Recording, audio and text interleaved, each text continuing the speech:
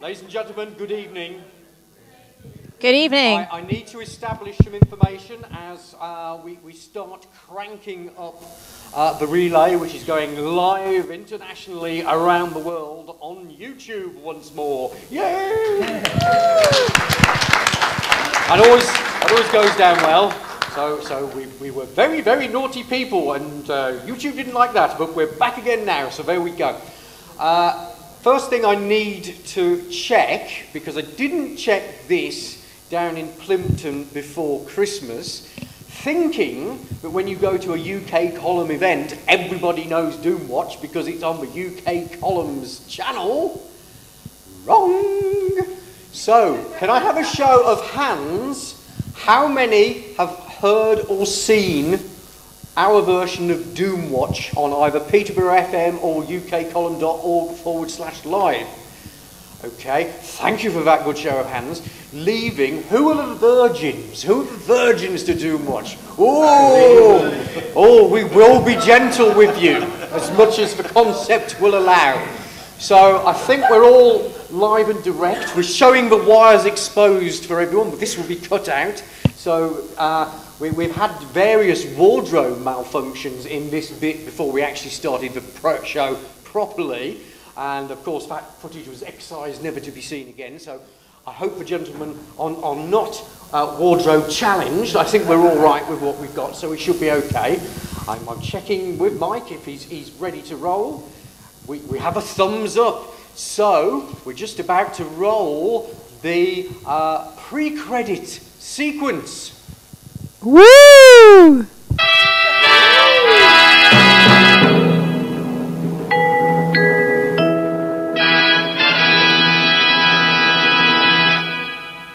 Tonight, we find ourselves in Telford, in the Park Inn, sunny Shropshire, I would love to say, but who would know, because we've been in the conference all day. We've not had any fresh air at all. Right from 9:30 in the morning, we've just been blasting it out on various topics. And don't forget, tomorrow, Sunday at 8 p.m, there will be more Doomwatch covering the other half of the material. But tonight, it's all about the general election that's coming up in May, and it's all about finding out what difficult questions can be asked of our prospective parliamentary candidates.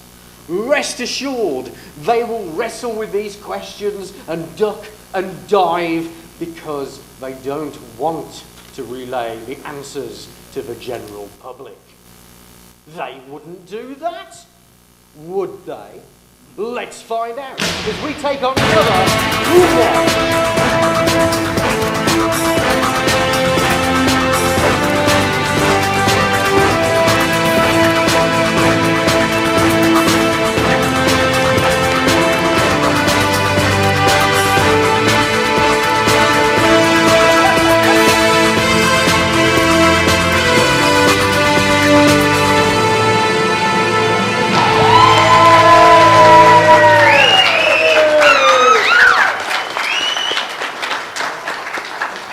Well, good evening, ladies and gentlemen. Once again, we're back for the first show of 2015. We've got various reasons why we are not on at the moment. Some of you will have heard the shows before Christmas where we mentioned we are retooling what we do, and it's going from being a radio show with pictures at Vod Friendly to a television show, genuinely, and this is all about having a mechanism to get our show and our views and our version of the truth out to a larger audience. Now, I'm going to stand up now and just go around to this little turntable here, because people are saying, well, what do you mean a new TV channel? What's that all about? Well, in the best respects, we have a promo video. Bear with me, bear with me.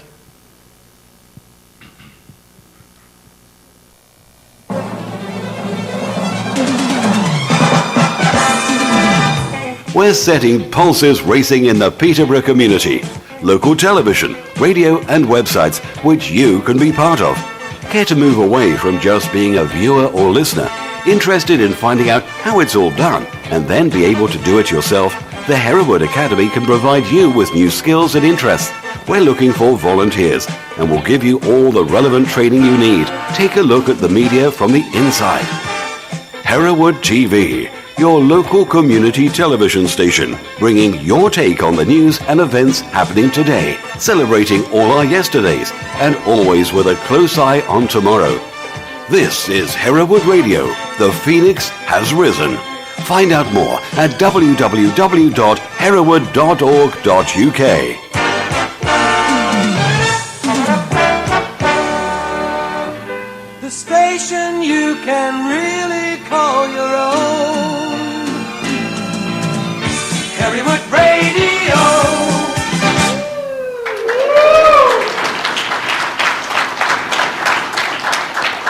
Ooh, yes, hark at us. What's that all about?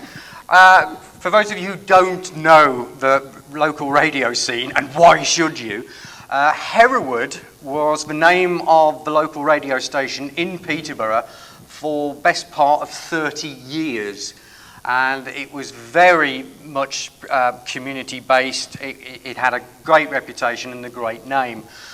We've done research on the name to find out who remembers it, and it is literally, if you're from the Peterborough area, everybody knows Hereward.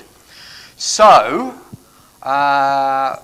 did a little bit of investigation, found out that Hereward is trademarked, and it's trademarked by a company called This Is Global Limited, who own various franchises, in particular Heart FM, which many of you will know from their various branches around the country. So they're big operators, and literally they took over Hereward, changed the name to Heart, and then within about 18 months, 2 years of changing the name to Heart, pulled out of Peterborough as a broadcast centre. So they serve Peterborough from Cambridge, 30 miles down the road. So not really a local station anymore. However, I went down to see their honcho, their big man on brands and bits and pieces, and said, this is what we've got in mind. We want to do a community-based service. It's going to be 65% speech, 35% music, so it's not going to compete with your mainly music channels. Can we have the name? And they said, yes. Now, the good thing about this is, first off, all the people in Peterborough will know Hereward, so it's an established name. But also, as we'll also be broadcasting on the internet worldwide, every corner of the UK and every corner of the globe, Hereward is a neutral brand. It doesn't say Peterborough. So it means the programming that we can do is going to be based around a lot of the stuff that you will want to see and watch in terms of subject matter and our way of approaching things. Yay! Well, that stunned you, didn't it? I have to say, what's happened, everybody, is the audience is open. We've all had a drink. Gaping, processing all this.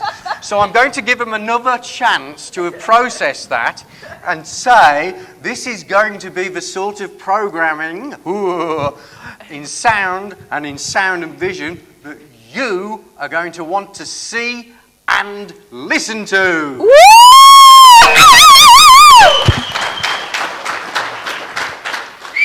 So there we go. That's the plan. And it's one of these things that we found that the wheels are turning fast. We are getting help from all over the place. You know when things are right about something, and we are really making fast progress. And Doomwatch will be one of the flagship shows on Hereward TV when we launch. It could be weeks, it could be a couple of months, but we are almost there. So, as they say, watch this space. Rest assured the UK column will be one of the first outlets where you'll find out what we're doing. Anyway, that's the big spiel to bring you up to date as to why Doomwatch has been away for 2 months and what I've been doing to fill my time. And now we have guests with us this evening on the stage and some in the front of the audience that we will be going to as well. This show is going to be as good as you make it. We have Daisy over here, Daisy Jones.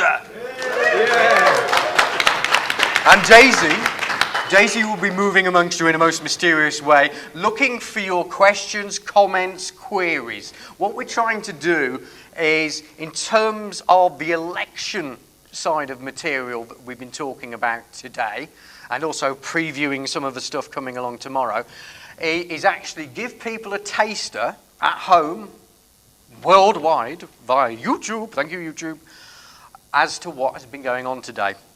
And again, for you to build up on that, tell us about some of the election-based stuff that you really hooked into. Obviously, the grand jury stuff is tomorrow's show. So that's how we're going to segregate it. After all, tomorrow we'll have the deliberations of the grand jury to actually pull down upon. So it's the other half of the programme that we're dealing with this evening. And from Get Out of Debt Free, I worked with these guys before on The Edge. You may remember that Ceylon and John Witterick were with us on The Edge and have been on Red Alert Radio and Doomwatch. Welcome to the guys from Get Out of Debt Free.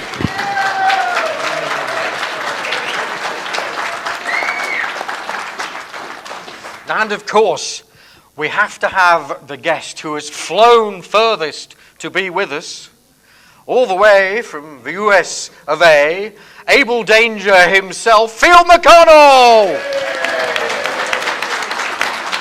Oh. So, first off, gentlemen, in terms of breaking news, we have a couple of bits, so we won't go to the video-based one, but the other bit of breaking news that we have. This is amazing. This shows you things, and the tide may well be changing. Gentlemen. Well, John Shackleton was going to go to Nottingham today for the protest in Nottingham. However, there was some problems on the road, so he's actually came straight here, and he got here around about 7 o'clock, and he shared some information with me. Basically, today, 2 bailiffs turned up at a property wanting money from a lady. Her husband had gone out, the woman's there by herself. She's getting a little bit flustered by the bailiffs and ends up having an asthma attack. They call the ambulance and take her to hospital. The bailiffs are now thinking, whoa, doors open, everyone's out, let's help ourselves. So they go into the property and start helping themselves. While this is going on, somebody calls the police. The police turn up and ask the bailiffs if they have a warrant, to which the bailiffs reply, yes. The police then ask, does it have a wet signature and a seal? Wow!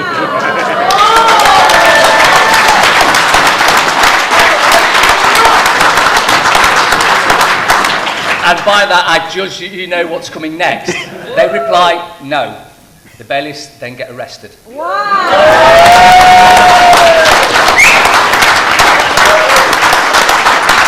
And as far as we're aware, the charge is going to be something like aggravated burglary. Just kidding.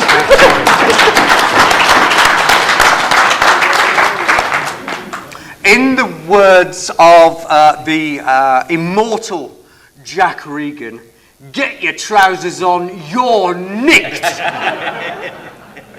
Absolutely fantastic news. Now, bring Field into the conversation here. Now, Field, very, very quickly, because I don't want to sort of steal your thunder from tomorrow's presentation, but in terms of the situation in America, how do you judge how things are going in America now? Are the sheeple waking up? Yes, they certainly are, and just like you had that legal issue today in England where the tide is turning and the cabal's canoe is just about that way and it's going to be upside down soon, the balance of power in the United States is shifting from the people who have no regard for our Constitution, to we the people who not only like our Constitution, but we like the book that it was founded upon. Yeah. Excellent, excellent. And I think it's important to realise that it's not just us here in the UK, it's not just Europe. This is a worldwide thing that is being fought here, and people are waking up everywhere. Anyway, oh, thank you. Oh, yes, lovely.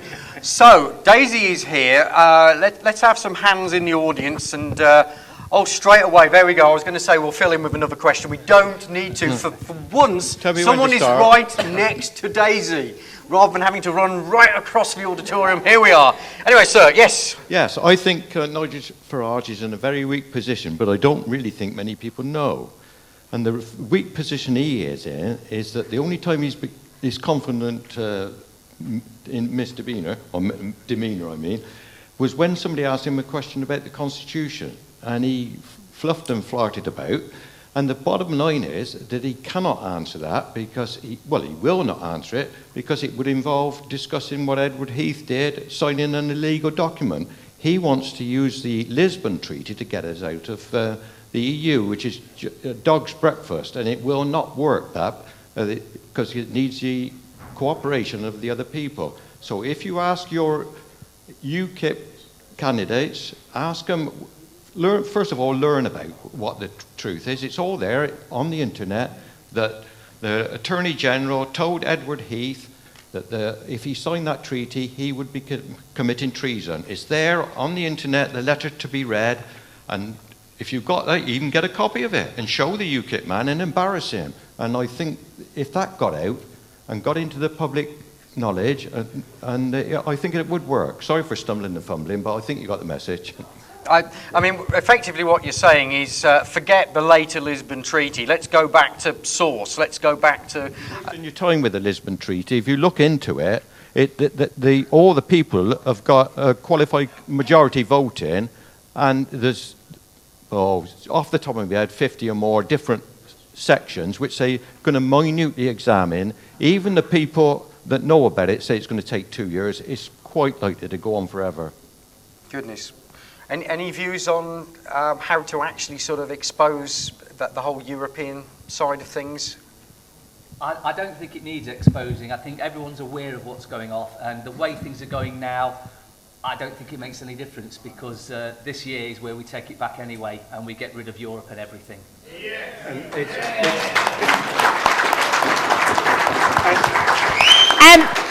We have David over here who'd like to disagree with this gentleman over here. So one second. Oh my word! Kicking off.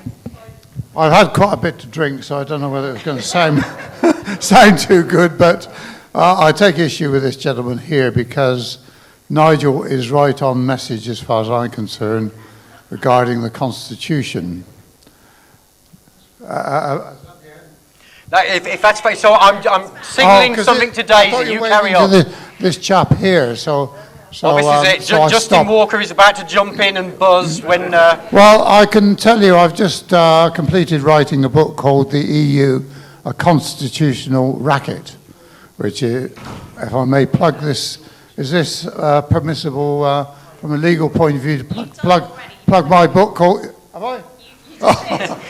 I told you I'd done too much. I didn't remember I'd done it. But if you come into the room tomorrow after beside the conference hall, you'll be able to purchase a copy, and you'll see that the whole scam has been revealed from 1939 up to near the present day, and it shows how things have been managed or mismanaged, I should say. How we've been deceived from day one, 1939. Started with 1939. Yeah, this book would also address the question of these documents that Heath knew all about it. There's a chapter on that very subject. Now, I sent a copy of that book, which was just come off the presses 3 weeks ago, to Nigel Farage, and I was most surprised to get a letter back from him within 3 days of me mailing the book, and he says he's just made a speech which is totally in accord with this issue. He is now recognised, as nearly everybody here recognises, the problem is not black people, white people, yellow people, green people. It's corporates versus the rest, which is us, right?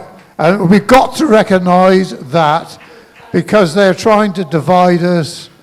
So we fight like they did in India. They divided and ruled. I'm talking about the British Empire, which I did admire at one time, but I can see that the same thing is... Am I talking too much? No. Well, if you just give the name of the book and how much it is, and then people will know. Well, my interest is to get the book out to as many people as possible, because it says if somebody is reasonably well off.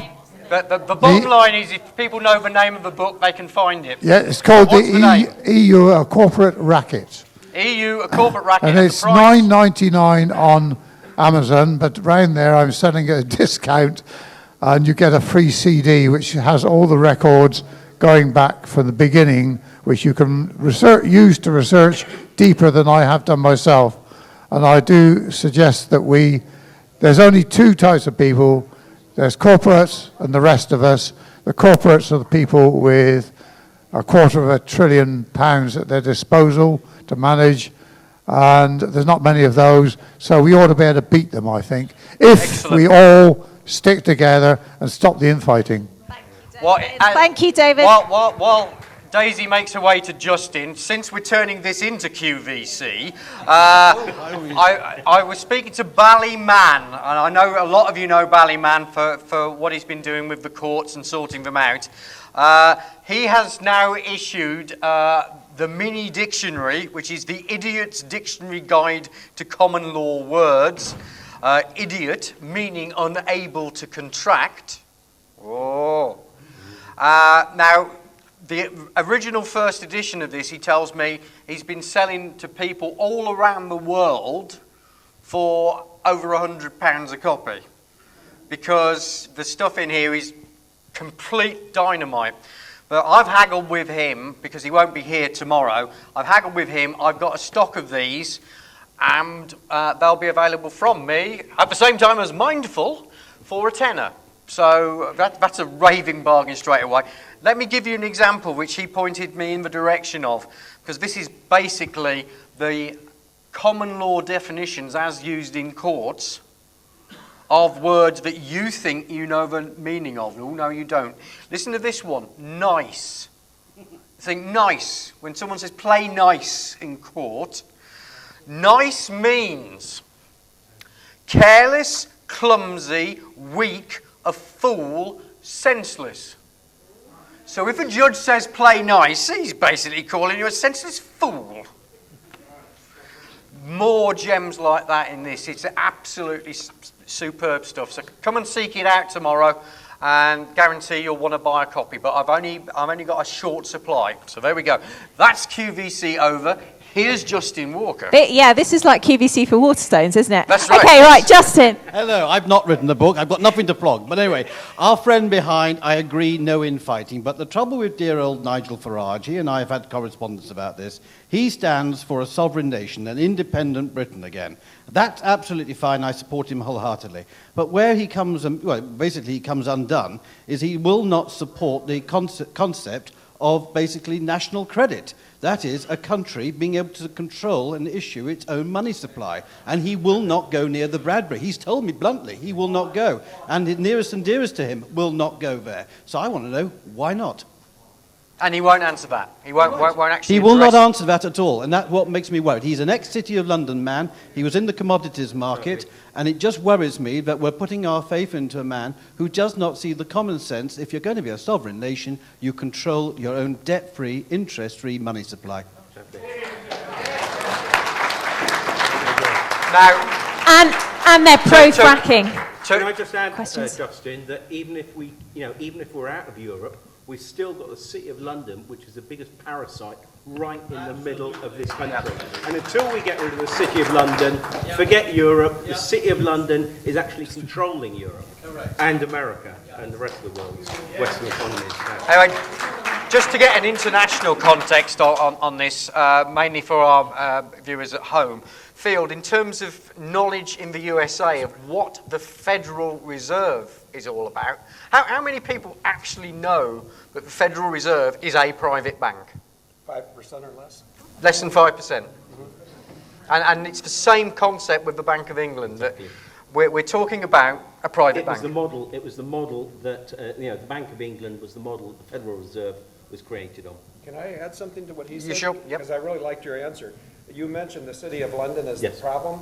And there's two more problems. There are? Yeah, there are. City of London, the Vatican, and the Corporation of the United States of America, which is Washington, D.C. A corporation. Yeah. And they've all got obelisks. Have you noticed? What, in their logos? No, actually, if you look on the, next to the Thames, you've actually got the obelisk in Washington, D.C., you've got this huge obelisk, and, of course, in Vatican City. And they're all deliberately phallic symbols, aren't they? Yeah. Matron, I'm sure yes. it's just a conspiracy, obviously. Anyway, coincidence. Yeah, we've got another question. Back there. Yeah, well, actually, more a statement. Why not introduce yourself? Who are you, sir? My name is Larry Robson, and I come from Stratford-on-Avon. Yay! I'm a member of the Common Law Court in Coventry. There does exist a common law court in Coventry, but actually talking about, I'm very impressed with Field McConnell. He's absolutely amazing man, and I'm looking forward to your good. You're right to give yourself a handshake on that one. But anyway, I simply wanted to point out to you when we were talking about this the problem to do with the finances. That I've given a few talks on the financial situation and so on and so forth. That Nigel Farage is a stalking horse. He is not what people are going to hope that he's going to be. Look at the finance minister of Greece. And look at that finance minister's history of Greece, and look how the Greek government is already letting down their own people. And their own people bloody well know it.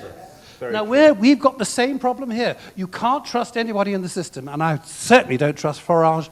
I was very much inclined to agree with him, and I've known plenty of friends who have got the same belief in him. But if he can't do the Bradbury thing, if he can't do the honourable thing and return us back to our own, give us back our own currency, to get it away from these central banks where nothing but more corruption. Goldman Sachs, that's another one in your... Goldman Sachs had a hand in Greece. Goldman Sachs destroyed that country by overvaluing their assets as they came into the EU, and thus impoverishing the people and knowing they were going to impoverish those people. So basically, why believe in Nigel Farage? I can't understand it.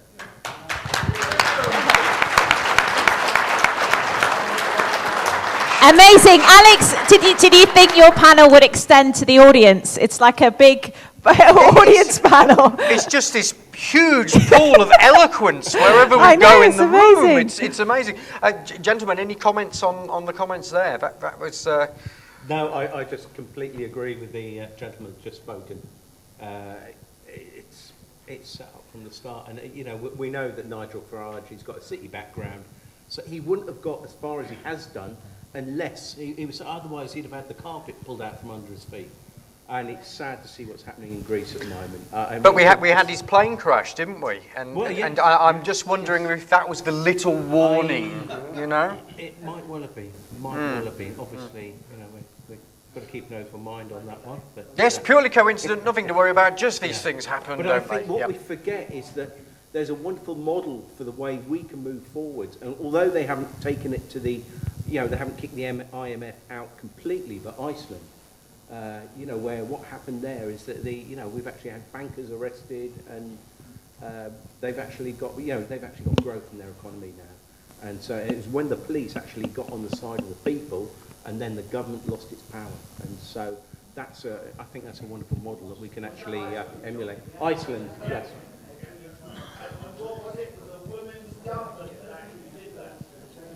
Yeah, well, there was... Can I just remind people, please don't comment unless you're on microphone, because people at home will just hear blank silence. Can we have that comment again so we can hear it? Yeah, I have quite a few friends in Iceland, and apparently what happened was that the Cabal tried to bring Iceland down at a little bit of an inopportune moment, because it was just at about election time. And what actually happened was there was an attempt, a bit like Greece, with the Cabal going in there and saying, okay, we're going to really, really decimate Iceland. But Iceland said no. It's really like a big town. There's 300,000 population there. And what they did, they returned a women's parliament. The women said, we know how to run a household. This is just like a large household.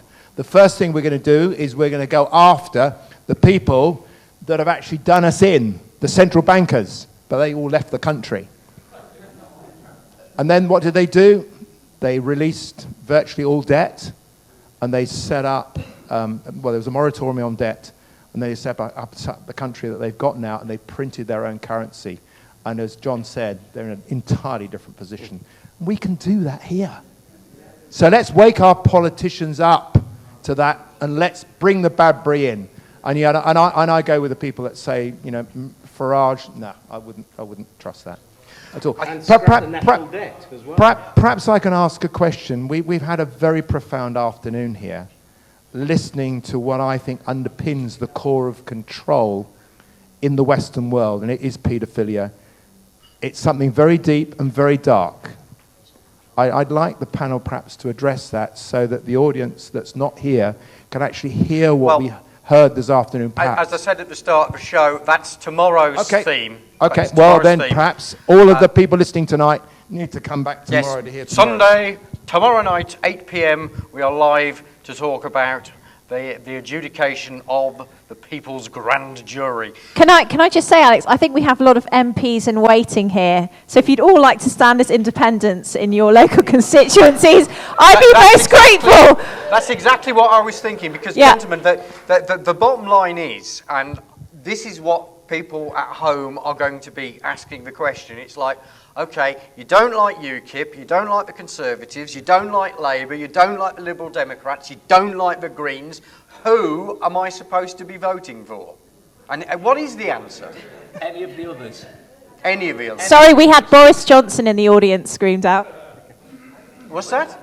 We had someone scream out Boris Johnson. What, they'd vote for Boris Johnson, or? I think it was a joke, Alex. Oh, humour. Right, okay, yes. When the chap was saying we need to wake the politicians up, we don't need to wake the politicians up, we need to lock the politicians up. Yeah. We have another question. Here we go. Okay, so and your name is, sir? Well, I'm Richard from Portsmouth, ex-military, if it's any interest to you. So on the subject of Farage the Mirage, I should say, he's actually... Farage. Well, he's actually a distraction technique, or Conservatives by another name. He's just been put in to throw everybody else off the scent. If they were really UKIP, or as Eminem would say, well, the real UKIP, please stand up. We'd have been out, and the banks would have been dealt with long ago, and the paedophiles would have been strung up from all the lampposts in Westminster, I would say. That's all I can say. Thank you. I just wondered, did anybody watch the BBC Two documentary on the local UKIP party where Nigel Farage is standing? And I mean, have we got any feedback from anyone who saw that of what their experience was of that? Show of hands. The documentary on the UKIP local party where Nigel Farage is standing. What was it? A hit piece? Was it an honest piece? What do we think? Do we have someone in the audience who saw it who can give a viewpoint? Oh, we've got Justin. Justin okay. At the front here. Oh, why'd you have to be in the front, Justin? I think it's intriguing because I think a lot of people who would have seen it as a hit piece. What did you think, Justin? Well, I watched the Channel 4 one, which was a definite hit piece about the fact there were going to be strikes and the whole country was going to collapse. This one was more showing the sort of genteel nature of UKIP, but I think what they sort of tried to give the impression of is they were all a bunch of Basil Fawltys and Sybils. And they were to some extent. I thought they were nice enough people, just misguided and wading through a sea of ignorance. And that is the problem we've got. Everyone is wading through a sea of ignorance, including the politicians, and I divide the politicians into two types. They're either bloody idiots or they're bloody traitors. And that's it now, because they've all been told what's going on. And if they can't connect the dots and see common sense, then they're bloody idiots. If they do know what's going on, they're bloody traitors. Interesting, because it was exactly the same sort of aspect that they were putting on. That it was very Middle England on the BBC documentary, and they actually managed. They didn't set this woman up. She was just saying what she thought, and she was basically sort of saying, "I really detest and just cannot abide." The N-word people. And it's sort of like, Nice. Really? And it's just like, she says, I know it's me at fault and whatever, but I just can't do it, and then starts to describe the facial features, and it's just like, stop, please, stop. And this is all with a camera on, and she knows the camera is on, and they are recording a documentary. And so the local party effectively took the action of banishing her. And it was sort of like, and you really think, well, this isn't an unguarded moment. This isn't sort of one of the things that we've heard about where it's a politician on a microphone he didn't realise was still live in the back of the car. This is a woman sitting in some other woman's house with the camera on and the big flashing lights. But I tell you what, we're going to talk about N-words. So anyway... We've got another question. Oh, go on then. From Reg from Suffolk. Hello. I just wonder why the BBC gave Nigel Farage so much exposure. He wasn't given any exposure, and then all of a sudden, every night you watch the telly, he's on. And it seemed to start, didn't it, with where Clegg did battle on Europe with Farage, and to be honest, if you saw that, Farage wiped the floor with him, and the reporting afterwards was it was quite a close contest. I don't know what you thought. Who saw that and thought that was close? It's ridiculous. I wonder, like yourself, after his plane crash, he had the plane crash, and then then he was on the telly all the time, and I wonder if he got the message, was put on side, and they said, right, now we can use the guy. Yeah. I mean, it's very much, and Mike of the UK column is of the mind, and I don't think I'm talking out of turn when I say it, he's of the mind that UKIP are going to be one of those potential partners in whatever coalition is put together after the general election. And maybe deals done in dark places that is going to be part of the recipe, that they are going to be involved in the coalition in return for their subservience, maybe. Who knows? It's difficult to say. We are speculating. Alex, do you want your panel to talk? Because I've got loads of questions from the audience. Yeah. I mean, do we have a view on whether UKIP are now a controlled opposition? I personally think that the whole, excuse me if I'm speaking out of turn here, but I think that it's a bloody puppet show, which is a distraction. Yeah. And, I really wonder, I think it's great that it gives us an opportunity when the politicians are at their most vulnerable to actually hit them with a message and get it on camera and get that out. But as far as who wins the puppet show, it is neither here nor there. Because until we actually have get rid of the debt, and actually have a debt-free currency, which Justin's talking about, or spoke about earlier today, then we've still got the court system, which is corrupt. We've still got the Masonics, the Masons in place that are controlling the whole thing. And so until we actually bring down the whole system and actually put something in place which is on behalf of us, the people, and not on behalf of the corporates, which have been pulling the strings for too long. So.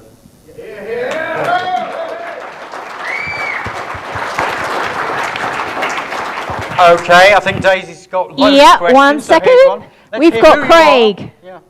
Who you are and what your question is. Hi, my name's Craig. I'm from Essex. Yeah, and having been at this meeting this weekend, I'll take away something with me. Yeah, one is a massive fight that we've got against corporatism and against perversion. There's no other way of speaking it.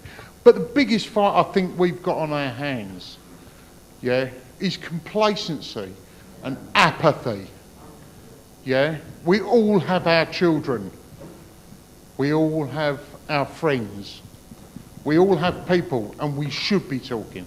And we should be telling our children why they should be looking, why they should be interested in politics, why they should open their eyes, and how to. That what we're getting spoon-fed from the main media yeah, is a punch of their own concoction. It's what they want for us. Yeah, otherwise they just don't report it. It's an interesting fact. We're talking about the youth. The figures are in those under 25 who are eligible to vote at the next election, only 24% will. Yeah. The rest will not. Only less than a quarter of under 25s are engaged with the political system. Now, the logic goes, and I thought this was great logic, if that is 24% that they're going for in the under 25s, what is the point making policies that are attractive to that age band if what they are suggesting is not even going to get on these young people's radar? So the basic bottom line is, by disengaging with the system, guess what? The system is not even going to think about you. So this is the thing about you don't engage in politics at your own risk. Because if they don't think there are votes are at stake, they're not going to bother with you. One at the back. Do you want to go with this one, Daisy? Yes, we have Ian from just 10 minutes down the road. Hello, Ian from 10 minutes down the road. Yeah, hi there. No, I agree with the apathy side of things, but the problem comes basically is that if we don't engage with these people, then each vote that's not actually cast out in May is a voice not heard. Yes. So therefore, I mean, I'm in a position that now, I mean, I've never been so interested in politics in the whole of my life. I've never voted really for perhaps about 35 years until last year. When I voted for UKIP in the European elections, solely as a protest vote, because I've had enough of the three main parties. Now, I'm not saying we go down the UKIP road or anything like that, but if we don't vote in May, us here as a vast majority at the end of the day of this new belief, then we've just wasted our time. We can't even speak today apart from say, yes, we're as apathetic as they are because we're talking about it, but we're doing nothing about it.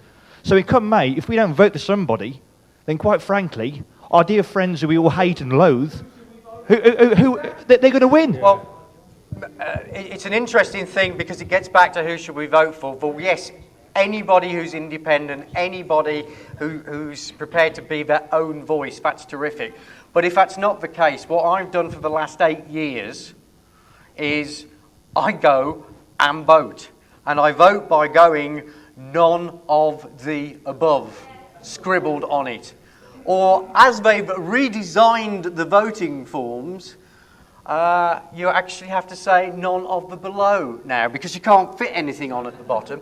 Also be aware, and I was told this by a returning officer, make sure whatever mark you make goes nowhere near where the boxes, where the X's should go.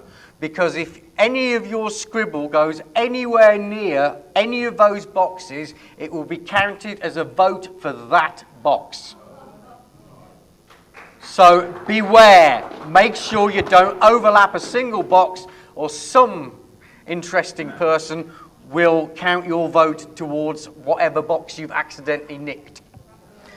Gentlemen, any comments on how people should vote if they haven't got an independent? Well, if you look at what happened in Scotland, it makes no difference who you vote for, they just fix it anyway. They'll fix it in the UK and the US.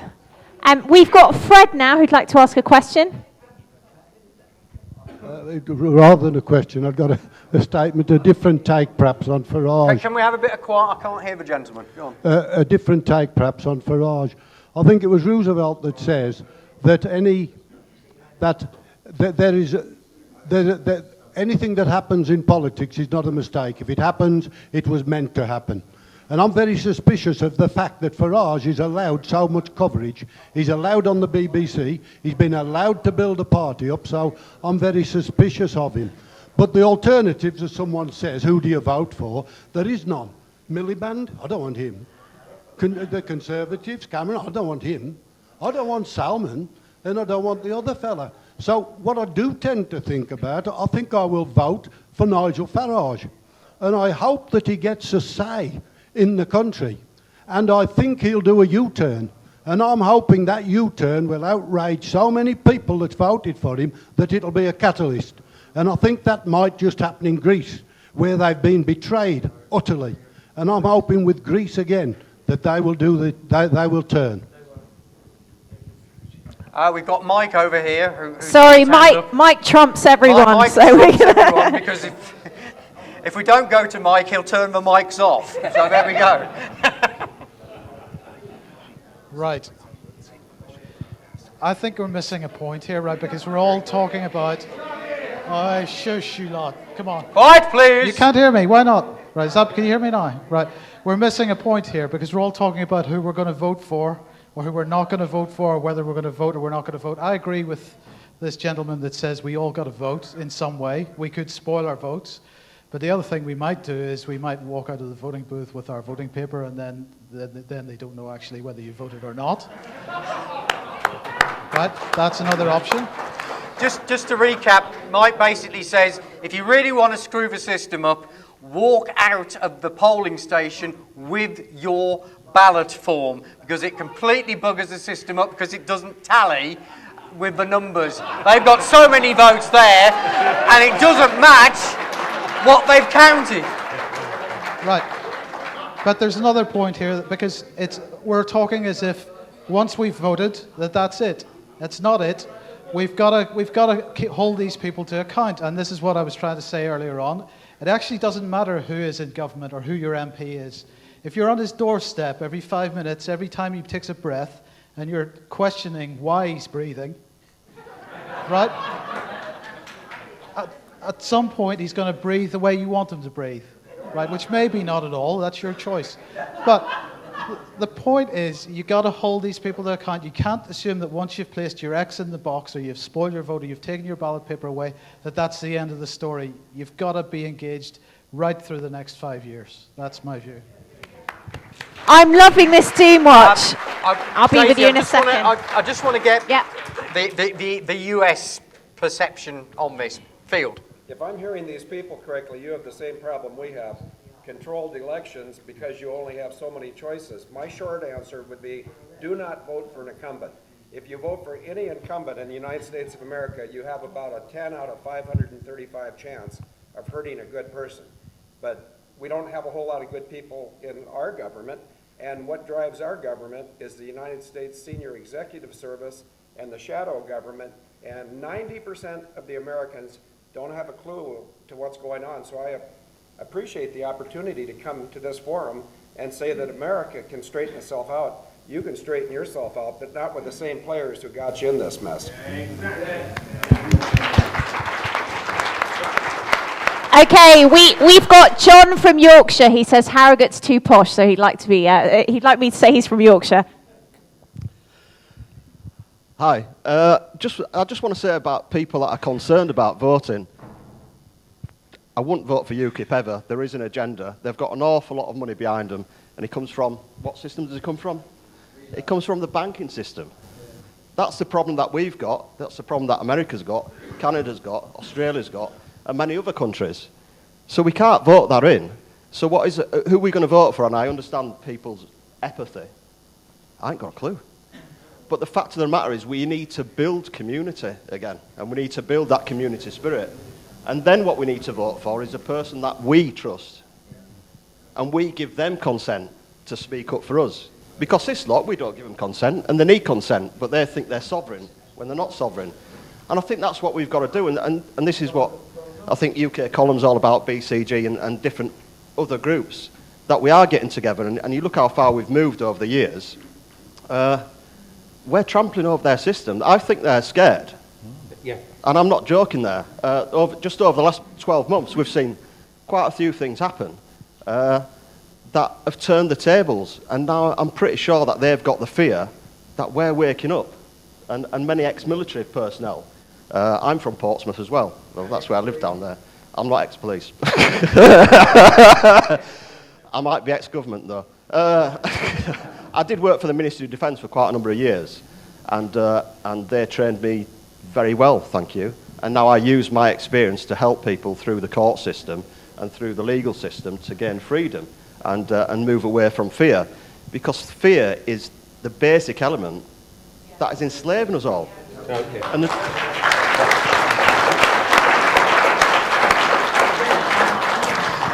It's an interesting comment there, because it was something I was going to move around from. We all say people are apathetic. But how much is it apathy? How much is it fear? What is the driver for people's disengagement? Where is the real nub of the problem? Well, I think, this gentleman spoke absolutely perfectly. I think he got the nail on the head there, where it is fear. People have got mortgages, they've got kids, they need, they're struggling anyway. I was chatting to a guy today about how locally they've just started charging parking in all the roads around his place, and he's actually stopped one area, because what he's done, he's put are you around, whoever that was? Yeah, yeah, excellent. In the Scotland corner, there we go. It's people actually engaging the system, and what he did, he just went around with flyers, and he stopped a whole area actually where they're putting in charging for parking in the roads. So, whereas they were, so this is people not being apathetic, actually doing something. So, it's what I'd say. There are certain things which people feel that they can have an input into. It was like the pasty tax is the immediate one that comes to mind. Yeah. You're not bloody well going to charge VAT on my flaming hot pasty. And it's sort of like, okay, but in the general scheme of things, there are more important things out there. Yeah. But perhaps it's almost like you're into little victories in that, whereas the other stuff is just so huge. It's almost like, well, how can I take a chunk out of this? And people think that the current system is normal because it's on the BBC and they discuss economics and they say, oh, we need austerity. And they also bow down, yes, we need austerity. Mm-hmm. And we don't. We need people to stand up and say, well, why is there austerity? And why have we got a debt base? Why are we having to borrow money from private banks when we can get free money for us on our behalf? As long as the government is transparent, it's going to work. And and that's what we've got to engage our politicians. We've got to give them the difficult questions. Yeah. Okay, I know Daisy's got a question. Right, we've got one word over here, and then I'm going to this gentleman over here who's had his hand up for some time. And while you do that, I'm just so the tech team know, I'm going to unplug the audio out of the laptop, ready for the next clip. All right? How you doing? Can they hear me? Yeah, I'd just like to say it's whether you vote Nigel Farage or David Cameron, it's one big club, and we aren't in it. Yeah. It's as simple as that.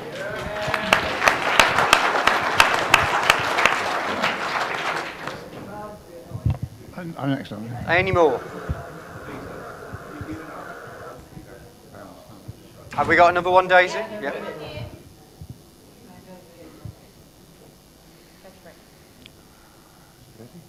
Hello, you ready? Yeah, I'm going to throw the cat amongst the pigeons, I'm afraid, and I hope I don't get drummed out of here, but I've got to admit an interest. For the last 16 years, I've been campaigning to get out of the EU.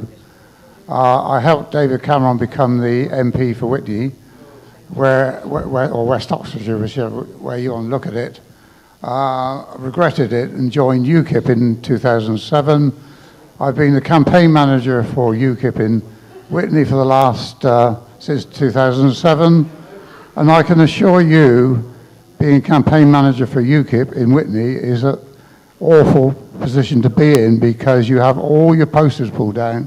You get infiltrated by the government. You get the Foreign Office putting in their people, and they've totally disrupted our campaign this year. I've been put in the police cell for my activities in November. We don't get any money, and it is not quite what you say, that we are being bankrolled to take. Sorry? Yeah. And Nigel has actually written to me as soon as I sent him a copy of the book, and he said his battle was against the corporates.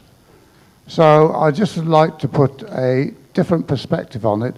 And secondly, of course, we have the situation where you have a choice. If you don't like what you've got, you can either try to overthrow it by physical force, which will be very, very, very difficult, or you can join the political system.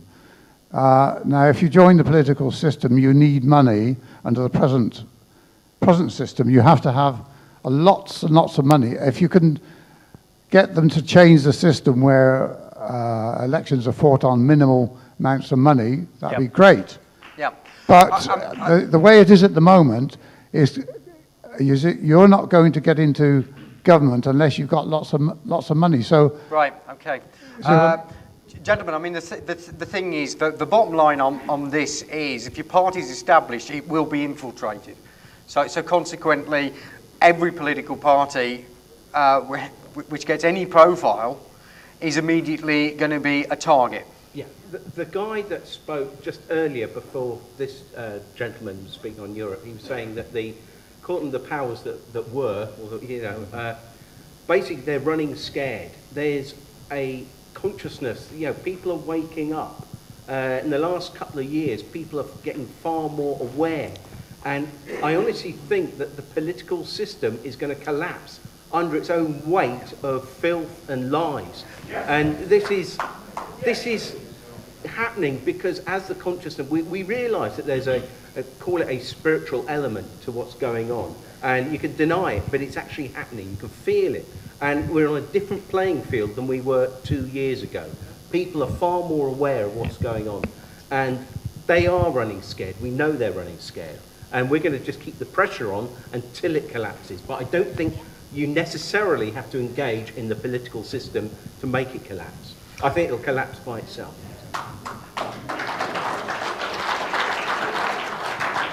If we are going to continue with the money system, and I can honestly say that it's going to get to the point very soon where we're not going to need a money system, but if we are going to continue with the money system, I think I have an answer to solve all these problems. There's one amount of money that we all get paid, no matter what job you do. We all get paid the same amount. That way, it doesn't matter what you do, you just do it, we get paid the same. There's none of these stupid executives getting millions of pounds for basically ripping us all off, like with the utilities companies or the banks. We all get paid the same amount. That way, what we do with that money is up to us.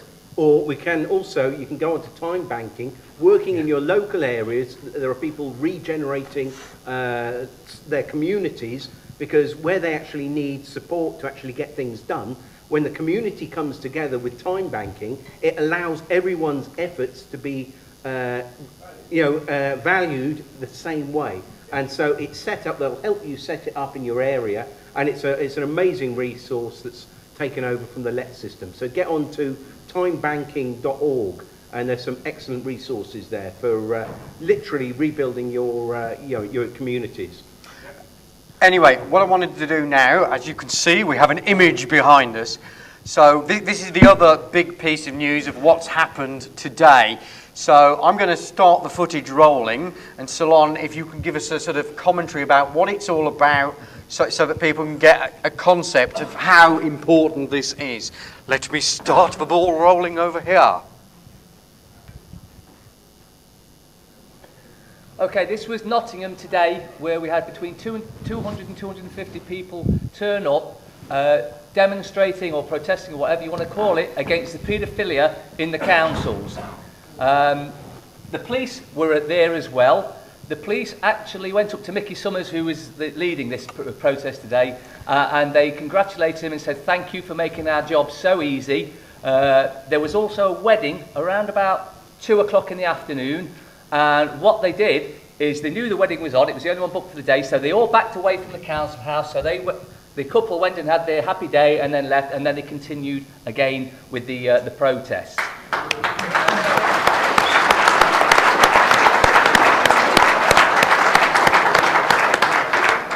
There was a council agent in the crowd there that started causing trouble.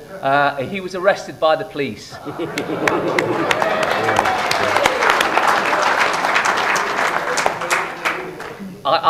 We do have certain whistleblowers in the council that have let us know, the executive branch, which are the ones controlling it like a dictatorship, and I do mean it is controlled like a dictatorship. Nottingham City Council and the County Council's the same. They're both mainly Labour.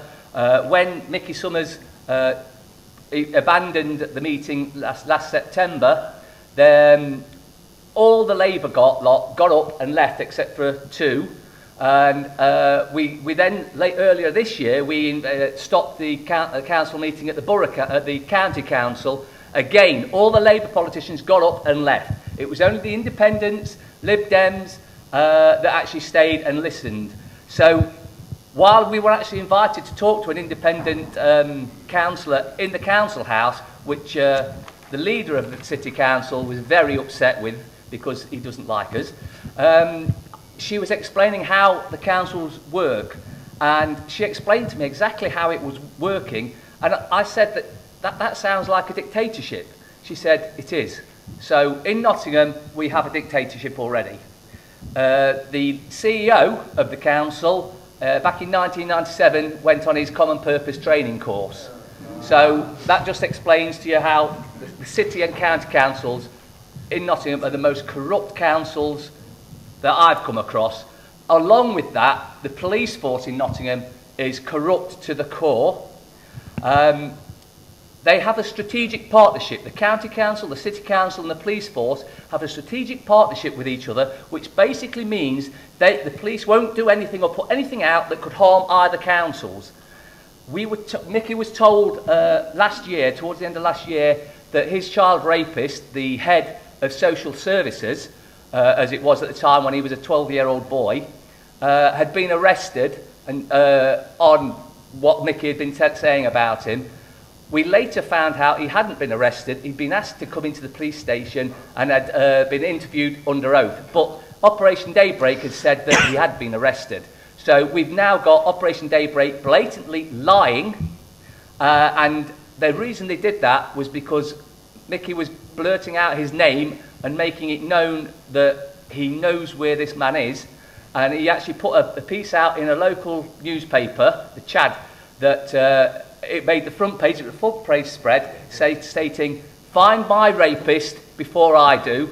Within the week, they allegedly found him and questioned him. So they knew where he was all along. The police are corrupt to the core. And as you saw, Lee, who stood up earlier, we had Sergeant 2363 S. Brooks aided and abetted in the theft of his boat. And just for further, the John that stood up earlier was the lad that brought up the information about the bailiffs being arrested earlier today.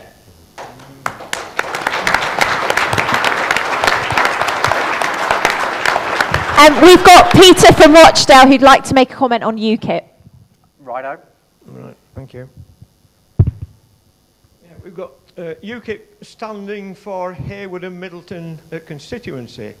For quite a few weeks, if not possibly 2 or 3 months, they've opened a shop right in the centre of Harewood, in Marketplace. I marched in there the other day, and it was a candidate himself who met me at the door, and he said, "How can I help you?" I said, "Drains." For the last, I would say 3 years, I've been taking photographs of drains which are blocked. The local council subcontract the cleaning of what they call gully pots to a national firm who also are a main subcontractor to Network Rail.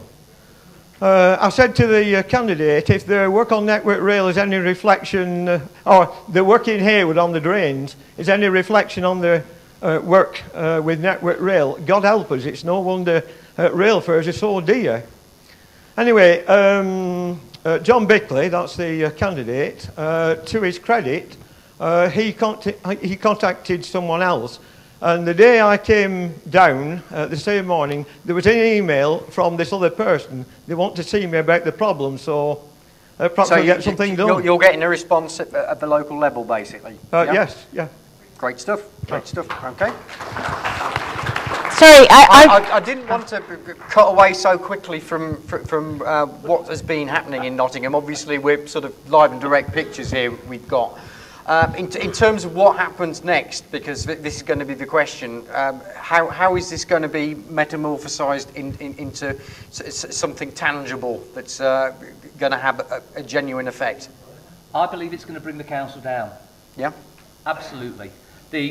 Like I say, the CEOs and leaders of both the city and the county council are at the very least complicit in covering up paedophilia, and at the very worst are actually involved in it. As with Mickey's case, where he was raped by the former head of the Children's Services, the CEO of the council now used to be the head of Children's Services. And if, I'm not saying he is, but you don't get into them positions unless you're naughty. Compromised? Compromise. Just while this is going on, you see Mickey there in his romper suit because he was going as a baby, just to make a point. But something not quite to do with, but slightly on a different subject, but does tie into what we're actually going to be talking about, is earlier today I heard something about 3 nuclear devices, and I think Field here knows more about this subject than anyone. If you'd like to. Yeah. 3 nuclear devices. Yes. You have our attention. Well, and I have the attention of Thatcher's survivors, Cameron, President Zuma of South Africa, Obama, whose name is really not Obama. And Barry Soetoro. Barry Soetoro, Muslim, Indonesia. I went to his high school, and he can't run away from that. But as far as the nukes, are you talking about the Pelindaba South Africa nukes? In 1989, Margaret Thatcher sent Cameron down to South Africa to meet with Zuma, and Obama was involved. And what it was about, apartheid was either ending or about ready to end, and the Royal South African Air Force wanted to get these nukes out of Pelindaba. And the nukes were going to go back to Israel from whence they'd come. 2 ships met in the sea, and 3 of the nukes were diverted to Chicago. On the nukes was the word Blatchford and Sons. Anyway, those nukes were tracked to Chicago, and they've never left Chicago. And twice in November, our group, Able Danger, put out threats, one for Seattle and one for the Empire Builder train that goes from Chicago to Seattle. And then during the Super Bowl, and I'm not making this up, we put out written threats when we see a signature, because they have a big problem. The big problem is they've got 3 nukes, and now a lot more people know it. They've got to get rid of the nukes. And the best way, it's not a very good way, but if you blow them up. And this goes right to Malaysia 370 and Malaysia 17. When Malaysia 370 landed at FJDG, they had a problem. They suddenly had 239 bodies they needed to get rid of. Guess what they did? They put them on Malaysia 17 out of Amsterdam, and they got rid of the bodies that had been sitting there. And I'm sure there's people in this group that know the condition of many of those bodies was partial decomposing, and you don't decompose falling from 33 to the surface. So I sort of got off track. But there's nuclear devices out there in private hands, and there wouldn't be if our governments weren't privatized. All right, there you go. Okay, Daisy. I do want to go to this lady about UKIP, but I'd just like to ask if there are any questions related to that statement. No? So we're going to go back to UKIP. Oh, can...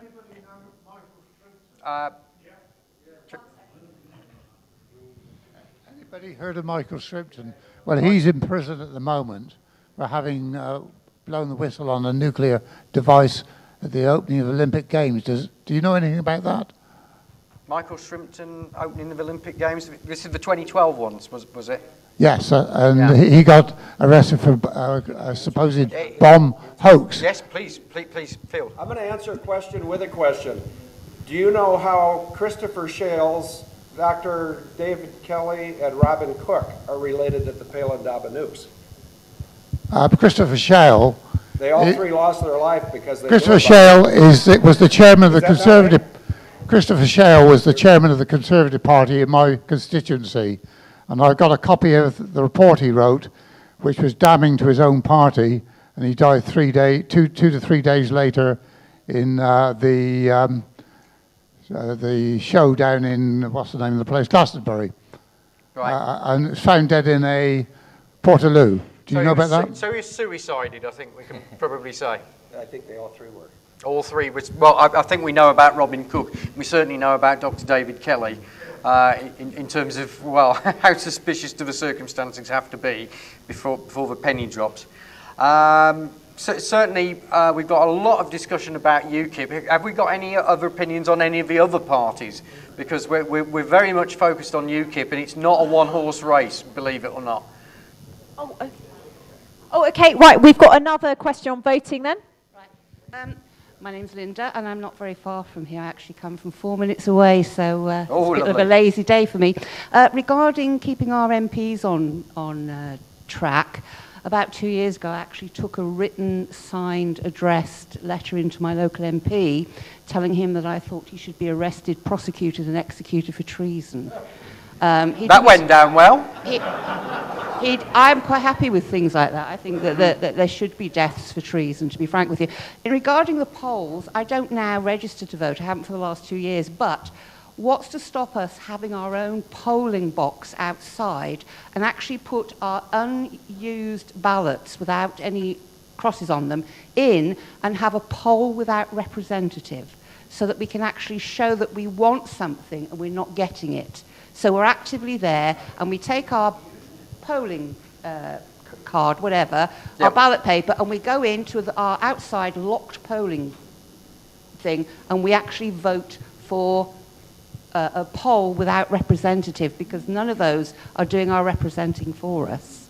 I think the problem with that is the sheer number of polling stations that we're talking about. We'd only need sufficient in a large enough area to start getting some form of recognition that we're not happy going, to be frank. I think Mike's idea of just walking out with your ballot paper and them not knowing, that's where it's, the real possibilities are, because you imagine it, they're there, and the number of votes that they think should be there doesn't tally by a considerable margin, and they're just going to be in a state of a tailspin. Well, they do that anyway. They fill them in themselves. This is the thing. Bear in mind, please, everybody, we are going out live on the internet. If the microphone's not near you, we won't hear you at the other end, okay? And it'll look like the Marcel Marceau show, okay? Right. We've got Sarah from Northampton. Oh. I'd like to share that I indeed have taken my ballot paper home. And when I share with my local community that that's what I've done, they're terrified and horrified. Why? I don't know. Oh. They react as if I've stolen the crown jewels. So You've not stolen the Queen's one other ballot paper. person has done it, Yeah. I'm afraid to say. But if you can encourage other people, brilliant, but I just want to share that when I've told people that I have done that, I mean, there's been, obviously nothing has happened. What do they think is going to happen? Nothing has happened. Just me running down the street with my ballot paper going, I think it's something in general about people that they hate breaking out of the mould. They will not want to sort of traverse this line that they think is there about what is reasonable and acceptable behaviour. Sorry, Alex. Once again, UK column trumps you. So 1 second, we've got. Yeah, no, that's fine. I just wanted to say to this young lady's comment, well done anyway, but the reason everybody was horrified is because the British people do what they're told. They were told to put it in a box, and you didn't put it in a box. Can I just quote David Icke? I don't quote him very often, but he said, with sheep, they actually need sheepdogs to actually round them up and tell them what to do. As we keep, most people keep each other in check and they don't want to stand out from the crowd. And that's the control structure. Okay. Now, where are we? Have we got someone who's not spoken this evening? Newbies. Because we're tending to focus on the same people again and again. And I'd love to hear different voices. We've got Ian from Reading. Hello, Ian. Hello there. I just wanted to find out, what's the panel's opinion on sort of a separate debt-free alternative to fiat, say like Bitcoin or cryptocurrency? System will collapse. It's a mathematical certainty. There's no sort of like, they'll keep it. They might keep it going for another month, another few years, whatever. It has to collapse. And I think it's actually on the point of collapse as we speak. Something's happening at the moment. There's something very special going on. There are so many things coming together, and I think this weekend is a real catalyst pulling it all together. But once it does collapse, there's going to be a void, and I think there might be an option where we have, obviously, I'm going to hand this over to Justin, because obviously I can see if the government creates its own money, as they also did in Guernsey, by the way. I'm from Guernsey, and the Guernsey experiment was even more obvious than the Bradbury Pound, because they actually built amazing infrastructure. They built a harbour which was like 200 years ahead of its time, and built sea defences and everything. Yeah, you're absolutely right about the Guernsey experiment. It was brilliant. I would just be very, very careful about Bitcoin. A lot of feedback I'm getting from people who I trust say it's too complex and there's a hidden hand behind it. So steer clear. What I do want to emphasize is this. If we do suddenly experience a complete collapse in the financial markets, and it will be planned, this is what they want, because they want eventually an electronic global currency, I will tell you now that an electronic Bradbury Pound could be triggered in seconds if we had a responsible government which would underpin all the lawful part of our economy. Overnight, literally, the credit of our nation, and we're valued at something like 23, 24, 25 trillion pounds, the credit of our nation would support our lawful part of our currency, but the unlawful part, the national debt and everything else, would be allowed to collapse. And we could wipe that national debt immediately. Yeah, nullify the jury. Totally, yeah. One thing I want to get from people, so we're looking for specific questions on this. In terms of, we're very much encouraging people to go along to your local parliamentary hustings, where all the candidates are and are spouting off on one subject and another. What's the sort of killer questions that have got to be dropped in there to see them squirm? So if you've got any suggestions out there, put your hand up for Daisy now. Any particular questions you would ask your prospective candidates? I mean, the first thing I would say is that why is it that we're having to borrow money? And it's exactly, I'm on the same page with Justin on this one, is that why are we having to borrow money from private banks with interest, building up debt which can never be paid off, because the money supply is nowhere near as big as the debt. The debt always outstrips the money supply because, of course, there's interest on it the whole time. And so we're just heading down this, it's like, what's it, lemmings, isn't it, that goes straight over the cliff, and, you get the lead one saying, follow me, and jump, it's crazy, absolutely crazy. And so we've got to engage our politicians and local representatives and actually challenge them on this, and even just to make them aware, because a lot of them aren't made aware, and they think you're mad. I mean, I've been attacked personally about my views on this, because they think I'm a nutter, and because I don't agree with the economists on the BBC. And what do I know? Because I've had no training I've not got a degree in economics or anything, so what do I know? I'm a charlatan. But it's a matter of, it's common sense, absolute common sense. And I'm glad there are other people that could see it, otherwise I'd be thinking that I was mad. So, same question to Field. What's the sort of thing you would ask of your perspectives? Whether I lived in the UK or whether I lived in the US or Canada or Australia or New Zealand or any part of the Commonwealth, I'd ask them if they understand the repudiation of odious debt, and are you willing to do it? First, most of them would say, I don't understand it. And if they don't understand it, they can't do it.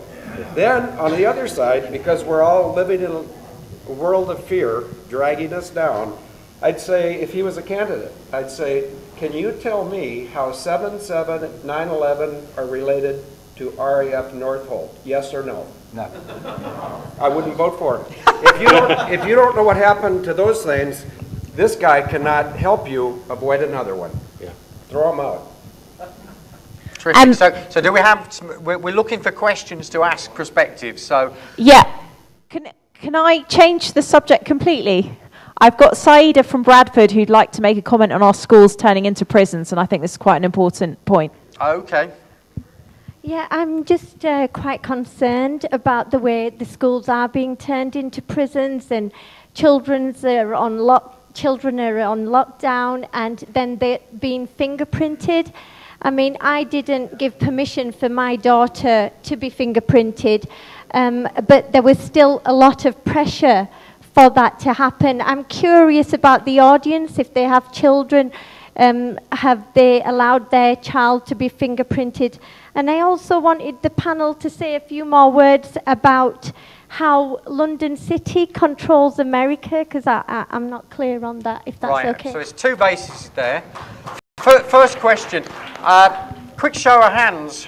Who is aware of this fingerprinting of children that's going on?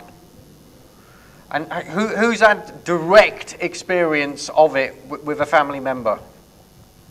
So there are quite a few. It's certainly something that is well known about, and there are others who have experienced it. So that's that sort of side of the thing. Now we're talking about the City of London and how it controls the US of A. I think it's you, Field. Sounds like your bag. Well, in 1871, the United States of America became legally the corporation of the United States of America, and it's been driven by City of London and the Vatican, ever since 1871. And we cannot educate the Americans about that. I don't have a big vocabulary, and if any others don't, that means get rid of it. Toss it. Just out it goes. It doesn't exist. Yep. So any other questions to ask? I want new people, please. Oh, Joan. Looking to spread the word around and get more people involved. We've got, oh goodness me, we've only got about 7 or 8 minutes. So as this is the election special, let's make it about the elections and not Joan's just always about got a good UKIP. soundbite. Looking for sound bites here. Hello, people. It's good to be amongst people that's got a conscience and is very concerned about what's happening to our country and, more important, our children. Just remember this. Apathy is no credential and has never achieved anything. I think that's a good question to our politicians on the front door. Okay. The other thing is, just take your memory back and think about what happened with the poll tax. When it hit the pockets of the public, there was a big uprising in this country, and the poll tax, they achieved what they wanted to, and Margaret Thatcher, taking politics out of it, Margaret Thatcher lost the day, didn't she? And she had to change regarding the poll tax because of the power of the people. And it's time, it's a wake-up call. A power of the people is the most powerful thing in this country. It's a wake-up call to reality. I think that's a great point, because the poll tax affected a great many people right across the board. What we've had recently is the bedroom tax. And if you saw the headlines, I think it was earlier this week, basically lots and lots of low rent property empty because it had 2 bedrooms and single people and could not occupy those because effectively they would be having to pay the extra tax for the single room over their very, very low wages, so not worth them occupying. And streets upon streets of houses are empty because of that tax, but it was all about dividing down a little part of the community which didn't affect everyone. And those people they've targeted with this, and it's a nonsense. Alex, just saying, if this were question time, we'd give our local people more of a voice. So I'm going to hand us back to Ian from 10 minutes down the road. Thanks. I want to go back to education, basically. And is this a question for a politician? Oh, definitely, Good. yeah, without a doubt. Because I'd like to know their views on the academy systems, which seems to be upgrowing all over our country, whereby, as far as I can see, these are actual profit-making entities now, whereby they're controlled by, again, our friends from the cream on the top of the milk, as I call them. And basically, so our children now are actually being treated as commodities, not something to be cherished, nurtured, and put out into the system to do the good for everybody. They're there literally to make sure that these guys have that plenty of money in their pocket. And I work basically a little bit at these academies as regards maintenance. And again, there's profiteering galore in that, and the money's being wasted is beyond belief. Okay. Got a five minutes, and as I say, just want to get some juicy questions to ask. Sorry, I'm prioritising new people. Don't be offended, everyone else. What's your name? I'm very new. It's the first time I've ever been here, so it's a pleasure to meet everybody. Thank you. It seems like none of us are really happy with our politicians, and we often hear about we all want more spending on the NHS or education, but I think it's about giving us back the power. I mean, with technology, aren't we all able to decide at the end of every year how much of our money we'd like spent on the NHS or how much we'd like to go into education? I mean, if you knew that you were paying a certain amount of tax each year, wouldn't it be really democratic to be able to say, I'd like to spend 20% of my wages on the NHS or 10% on road building or education or the military? And if you had to pay for a war, maybe you'd think about putting less into the pot. It's an interesting concept. Okay, they've decided we've got to pay tax, so if we've got to pay tax, can we decide how the cake is split up? Intriguing idea. I don't think we should pay tax. Only the corporations should pay tax. Yeah. They could pay more than we can pay amongst us. They can pay it by themselves. They're the ones that have been ripping us off for forever, and they're the ones that's not been paying tax. The corporations pay the tax. We shouldn't pay any. And until, I think in America, until, if just correct me if I'm wrong here, but I believe for the first few hundred years when America built up as a very powerful financial nation, is there wasn't any income tax for personal, for people, and only corporate. So, it can prove that you can build a great nation without personal income tax. One tiny little exception. The people that worked in the District of Columbia were taxed. Nobody else was. And we can get back to that. And I agree with, was it you that said tax corporations? Yeah. Yes. Yes, good, do it. And then we'll work for the corporations and we will spend our money and build up our economy. Yeah, yeah. Terrific, terrific. We've got about 2 minutes, so one or two juicy questions for your candidates. We've got Hugh over here who's listening and also marking papers and would like to make a question on grammar schools. Okay. Hi there.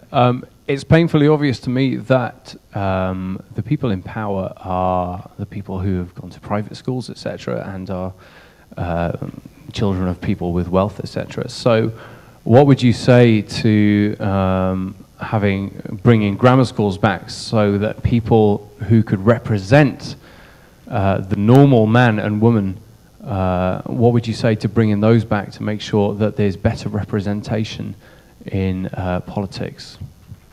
Interesting. I think any form of education would be better than the indoctrination the kids are going through at the moment. Yeah.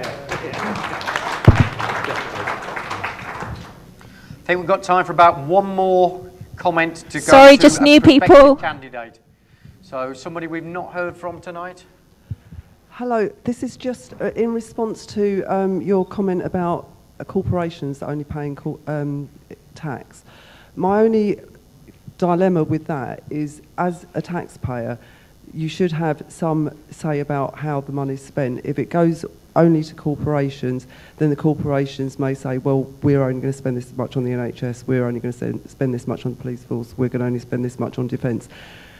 When it's in the hands of the people, then they can actually levy it. It's like if you give money to a charity, if you put your name behind it, it takes it out of kind of well, I don't know what the wording is for it, but I've just got a slight dilemma about it all being paid by corporations, because then there is almost the possibility that people just aren't classed as anything and you're just going to be dictated to. But that's just a possibility. So, what do you reckon? Corporations are soulless beings.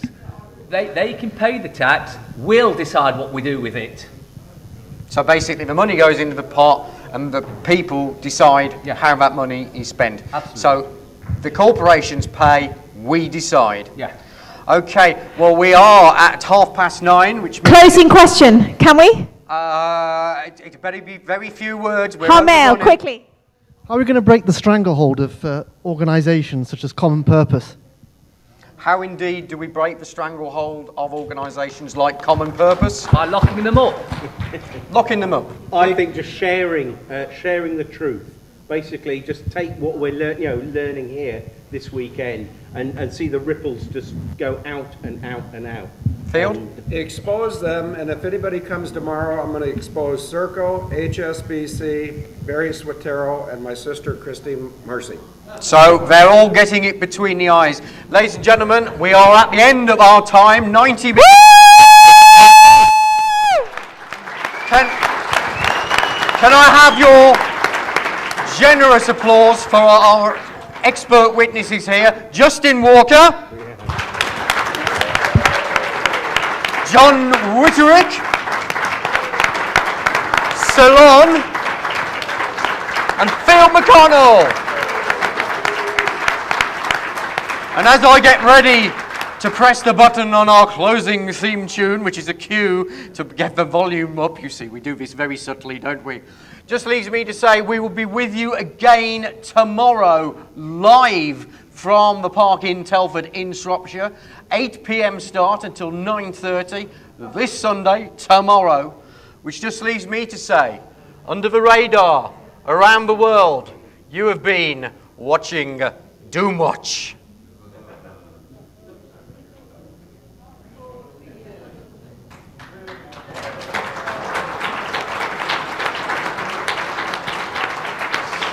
Thank you. We shall dub on the closing music. But thank you very much, everybody. Don't forget, we start again at 9:30 in the morning. As reminded, breakfast is from 7:30, not as advertised in your sheet. The bar out there is 10% off. When that bar closes, the 10% off goes down to the other bar, but not until. Enjoy your evening. We shall have some music in here to follow. Get ready, in here, coming up very shortly, the Lawful Rebels. That is mine, so I'll have it tomorrow.